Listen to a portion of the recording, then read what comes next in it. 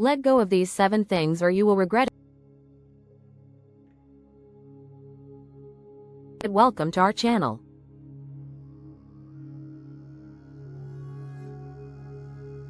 Hey everyone, let's talk about something that might sting a little, but trust me, it's coming from a place of deep care. You know that feeling, right?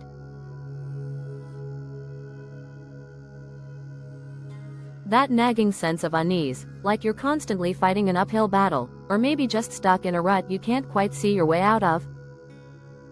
What if I told you that you might be, without even realizing it, building your own personal prison of unhappiness? It's true.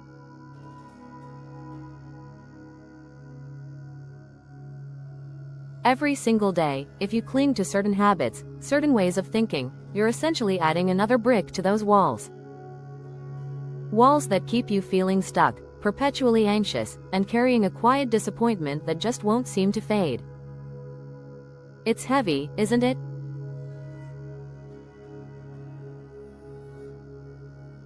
It feels like carrying a backpack full of rocks, day in and day out. But here's the kicker, the real game changer. What if letting go of just 7 specific things that are probably more familiar to you than you'd like to admit, could actually unlock a life that feels genuinely light, incredibly clear, and truly, unequivocally yours? Imagine shedding that weight, feeling the sun on your face, and breathing deeply again. In the next few minutes, I'm not going to give you some fluffy, feel-good platitudes. We're not doing any woo-woo magic here. Instead, I'm going to hand you what I consider to be an exact blueprint, a set of actionable insights that honestly pulled me out of the very same trap.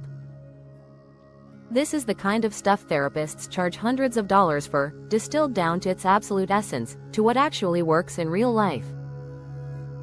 So, if you're ready to start dismantling those walls, brick by brick, stick with me. This could be the most liberating conversation you have all week. Section 1: The need for external validation.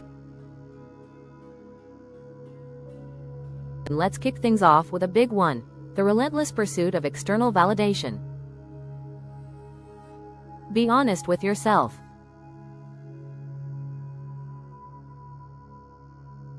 Most of us walk around like undercover agents, constantly scanning faces, scrolling through comments, or listening intently for that thumbs up, that nod of approval, that pat on the back. We're fishing for compliments, hoping someone else will confirm our worth. The problem with this, and it's a pretty monumental one, is that when your self-worth is essentially rented from other people, they become the landlord. And guess what?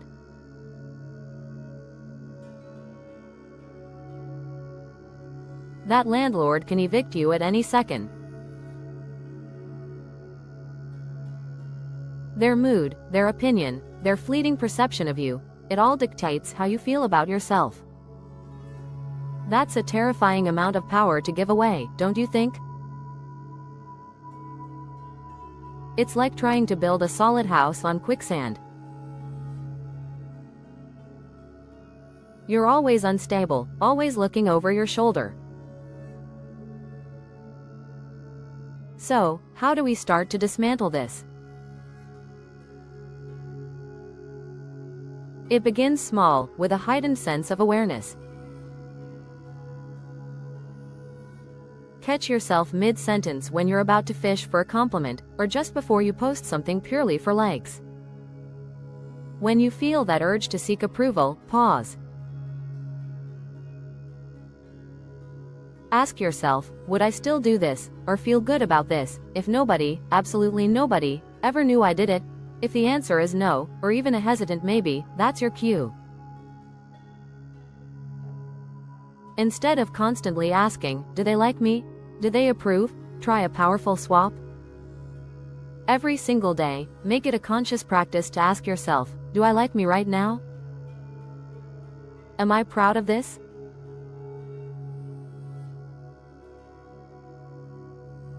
Does this align with my values? When you consistently make that internal shift, that need for external applause, for that rented self-worth, starts to shrink. It shrinks faster than you think, making space for a deeper, more resilient self-acceptance. This isn't about becoming arrogant, it's about reclaiming your power and building your self-esteem on solid ground, from the inside out. It's about finding your own inner compass and trusting it more than the fluctuating winds of others' opinions. Section 2: The Victim Story. Next up, let's talk about the victim story.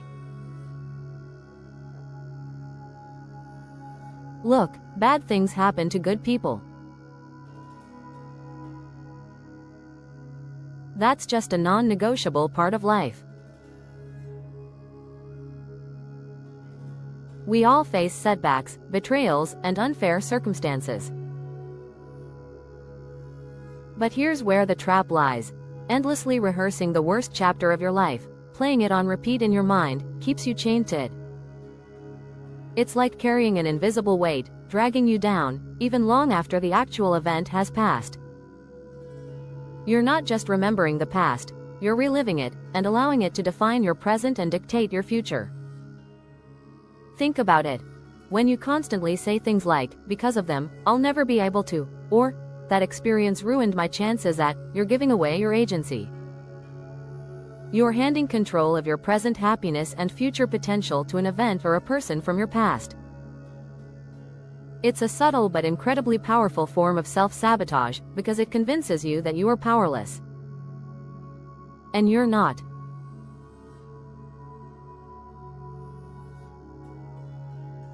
The antidote isn't to deny the pain or pretend the bad thing didn't happen. It's about shifting your focus from what happened to you to what you can do now. So, the next time you hear that familiar refrain starting in your head, "Because of them, I'll never," I want you to consciously interrupt it. Finish that sentence not with another lament, but with just one, concrete thing you can control and act on today. Maybe it's, "Because of them, I'll never trust easily, but I can take a small step today to rebuild my own confidence." Or, "Because of that setback, I feel overwhelmed, but I can spend 30 minutes learning a new skill that moves me forward." Write that specific, actionable thing on a sticky note. Slap it on your bathroom mirror, on your computer monitor, wherever you'll see it first thing. And then, here's the crucial part, act on it before breakfast. Do that one small thing.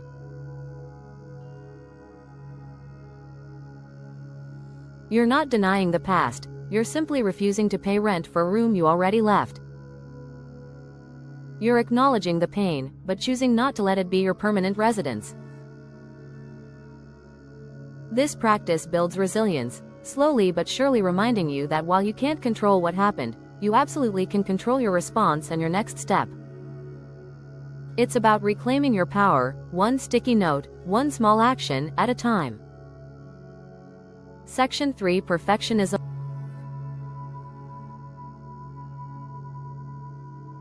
Perfectionism.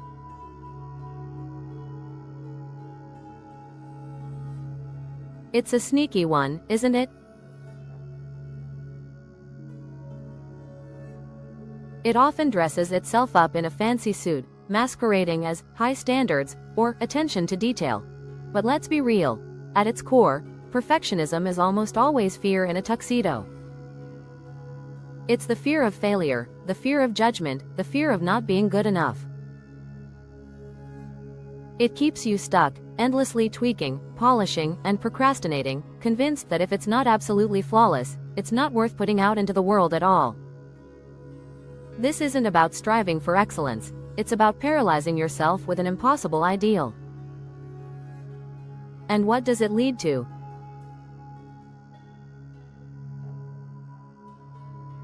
Often, nothing.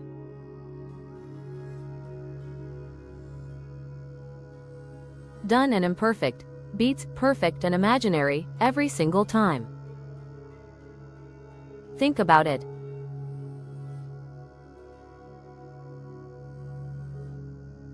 The person who ships their decent but not flawless project learns from the feedback and improves for the next one. The perfectionist is still staring at a blank page, or a half-finished draft, agonizing over every comma. Who's actually making progress? So, how do we break free from this gilded cage? I want you to embrace the 70% rule. This isn't about being sloppy, it's about being strategic. When you're working on a task, a project, a creative endeavor, and it feels about 70% good enough, meaning it's solid, functional, and communicates your message effectively, even if it's not award-winning, ship it. Release it.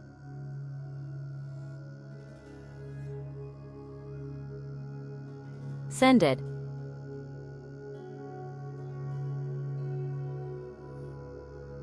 Put it out there.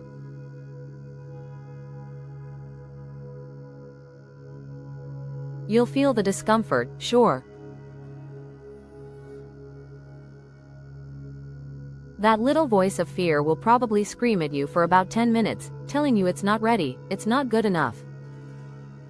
But if you push past that initial wave of anxiety, you'll then feel something incredible: freedom.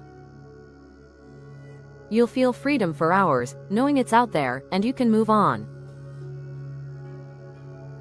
Here's the hidden benefit. Your future self will thank you for the extra practice cycles, for the lessons learned from doing and shipping, not for the extra hours you spent overthinking and tweaking minor details. Each time you apply the 70% rule, you're building a muscle, the muscle of completion, of resilience, of learning through iteration. You're trading the illusion of perfection for the tangible reality of progress, and that, my friends, is where true growth happens. Quick pause here. If any of this is resonating, if you're nodding along, feeling that little spark of recognition, then do me a favor. Smash that subscribe button. It really helps this message reach more people who need it. And then, drop a single word in the comments. Release. It's my way of giving you a little extra push on your journey to freedom. Section 4: Clutter, Physical and Mental. Let's tackle something tangible, yet deeply psychological: clutter. Now, I'm not just talking about the piles of old magazines or that junk drawer that refuses to close. Clutter, at its heart, is almost always delayed decisions. It's the physical manifestation of choices you haven't made yet, anxieties you haven't addressed, and potential you haven't unlocked. And it's not just physical, it's mental, too. The digital clutter on your computer, the overflowing inbox, the endless tabs open in your browser, it all contributes to a sense of overwhelm. Think about it. Every item in your overflowing closet, every unread email, every unfiled document, represents a tiny mental tax. It screams, "Deal with me," every time you see it. This constant low-level mental chatter drains your energy, stifles creativity, and makes it incredibly difficult to focus. Your environment, both physical and digital, profoundly impacts your mental state. A cluttered space often leads to a cluttered mind, and vice versa. So, how do we begin to reclaim our space and our sanity? Don't try to tackle your entire house or your whole digital life at once. That's a recipe for instant overwhelm. Instead, pick one small, manageable area. Maybe it's that infamous junk drawer, or a single shelf, or even just your desktop screen. Set a timer for just 10 minutes. That's it, 10 minutes.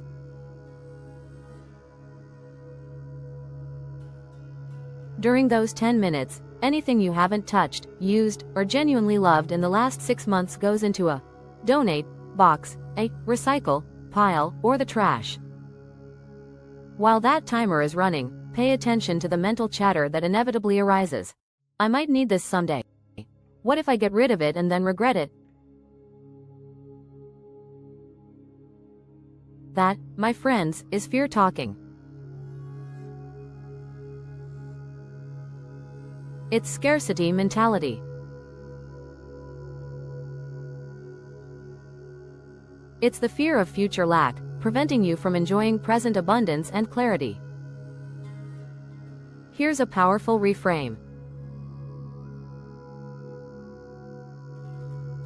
Instead of hoarding out of fear, thank the item for its service, for the memories it holds, for the potential it once represented.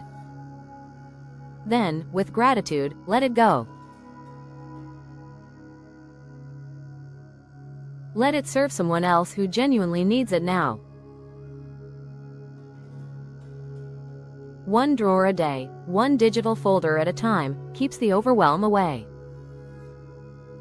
And what you'll find is that as your physical and mental spaces clear, your brain finally gets the breathing room it desperately needs. You'll feel lighter, clearer, and more capable of making decisions, not just about your stuff, but about your life. Section 5: Grudges.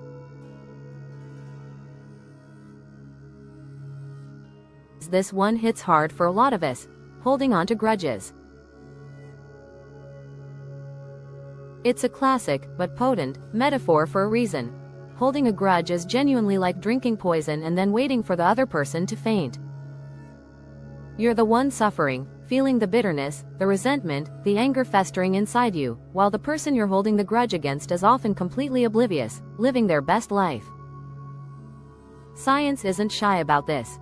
Studies consistently show that forgiveness, not condoning, but releasing the emotional burden, can dramatically lower blood pressure, improve sleep quality, and even strengthen your immune system.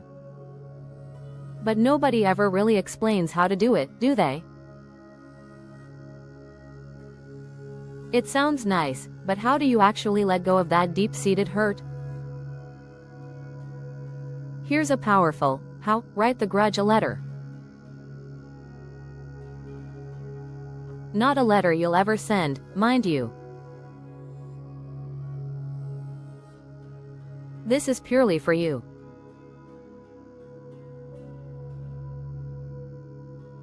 Find a quiet space, grab a pen and paper, and pour it all out.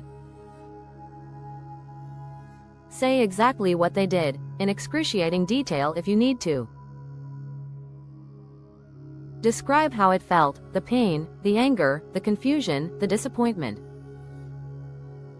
And then, articulate what you needed from them, what you wished they had done differently, or what you felt you were denied.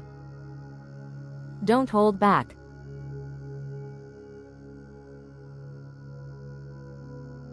This isn't about being polite, it's about catharsis. Get it all onto the paper.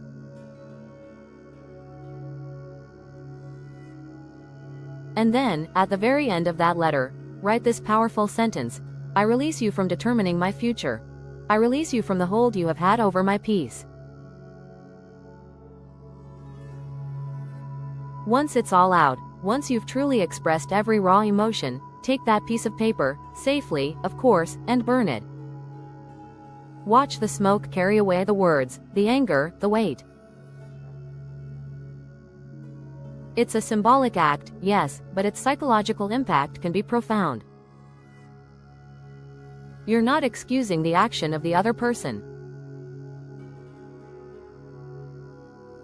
You're not saying what they did was okay.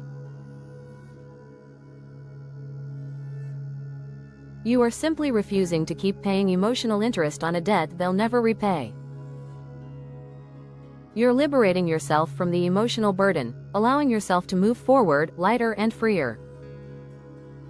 This isn't for them, it's entirely for you.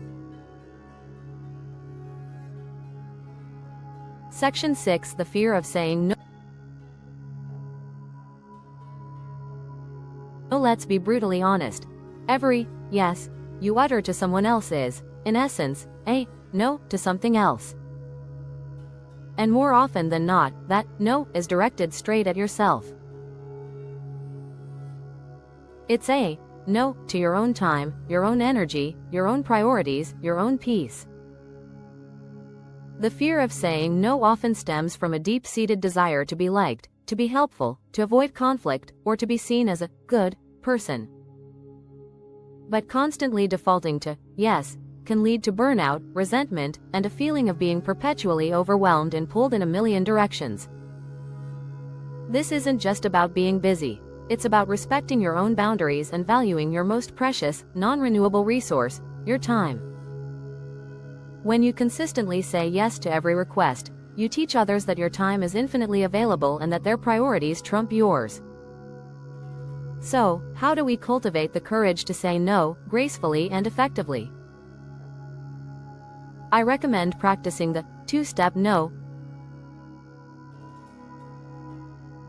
First, the pause.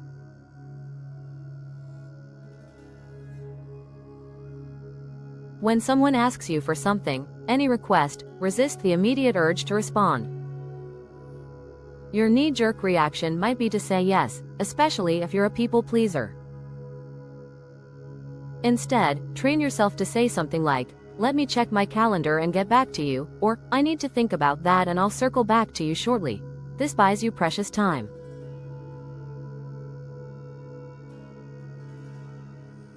It allows you to assess your capacity, consider your own priorities, and make an intentional decision rather than a reactive one driven by guilt or obligation. Second, the kind decline. Once you've paused and decided that a no is appropriate, deliver it clearly and kindly, without over-explaining or apologizing excessively. A simple phrase like, "I appreciate you thinking of me, but I can't give that the attention it deserves right now," or "My plate is full at the moment, so I won't be able to take that on," is often sufficient. Resist the urge to launch into a lengthy explanation or an elaborate excuse. People actually respect you more when you guard your time and energy like it's a precious, non-renewable resource, because it absolutely is. By saying no to what doesn't serve you, you're saying a resounding yes to yourself, your well-being, and your true priorities. Section 7. Living on autopilot. Finally, let's talk about living on autopilot. If you can't remember what you had for lunch 3 days ago, or your morning commute feels like a blur, chances are you're operating in a state of semi-conscious autopilot. This isn't living, it's merely existing. It's letting life happen to you, rather than actively participating in it. And frankly, it's a tragedy, because you're missing out on the richness, the beauty, and the sheer vibrancy of your own life. When you're on autopilot, you're not fully present. You're not noticing the subtle shifts in light, the taste of your food, the nuances in a conversation. You're stuck in your head, replaying the past or rehearsing the future, while the actual, tangible present moment slips through your fingers. The good news?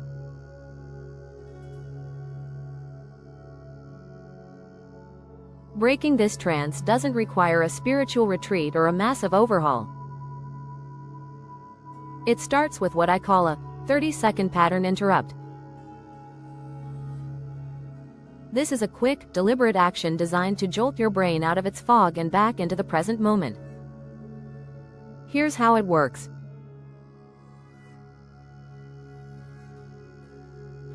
When you catch yourself zoning out, or feeling that familiar hum of autopilot, immediately interrupt it.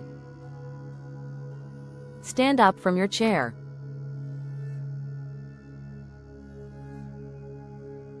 Then, name 5 blue objects in the room around you.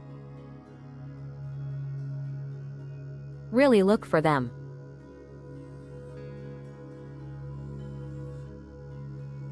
Then, do 10 jumping jacks, or 10 deep squats, or even just march in place vigorously for 30 seconds. That tiny jolt, that sudden engagement of your body and your senses, drags your brain out of its habitual loops and slams it back into the here and now. Make it a game.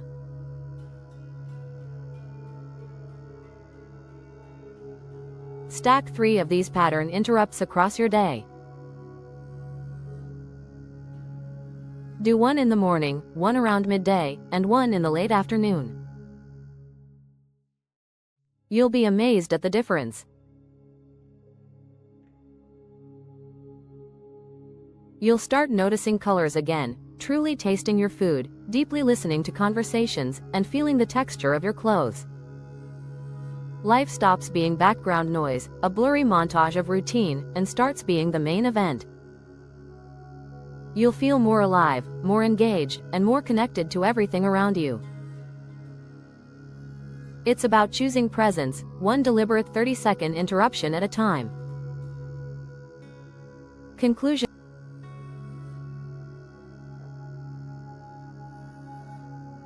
Alright, we've covered a lot of ground today, haven't we? Let's quickly tally the 7 bricks you've just learned to loosen, the 7 things you're ready to let go of.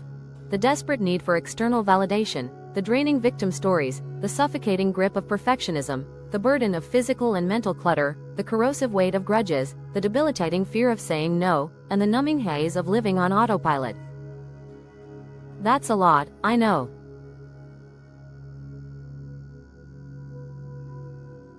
But here's the secret. You don't have to tackle them all at once. That would be another form of perfectionism, wouldn't it? Instead, I want you to pick one. Just one of these 7.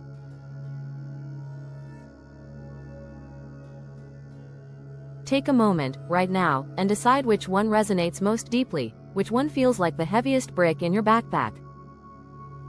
And then, make a simple, powerful commitment. Decide today that you will consciously release that one thing for just 24 hours. Just one day.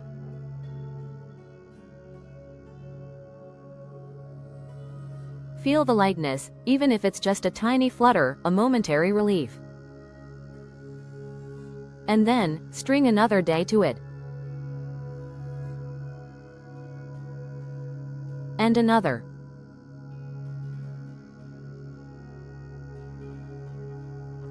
Freedom isn't a single, grand, dramatic gesture.